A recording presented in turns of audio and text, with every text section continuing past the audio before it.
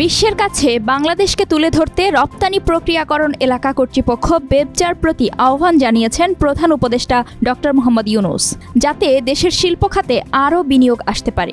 সোমবার তেজগাঁওয়ে প্রধান উপদেষ্টার কার্যালয়ে বেবজার 2023-24 অর্থবছরের বার্ষিক প্রতিবেদন জমা দেওয়ার সময় তিনি এই আহ্বান জানান।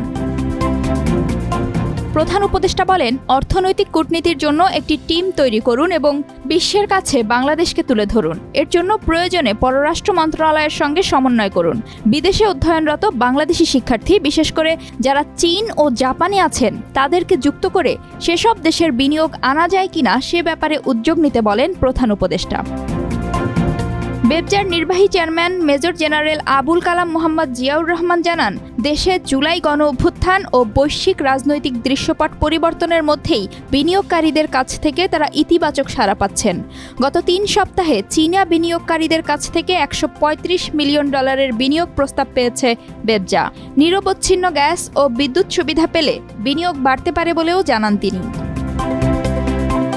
বৈঠকে উপস্থিত ছিলেন প্রধান উপদেষ্টার বিশেষ দূত লুৎফে সিদ্দিকী, বাংলাদেশ বিনিয়োগ উন্নয়ন কর্তৃপক্ষ বিডার চেয়ারম্যান আশিক চৌধুরী ও প্রধান উপদেষ্টার মুখ্য সচিব মোহাম্মদ সিরাজ উদ্দিন মিয়া।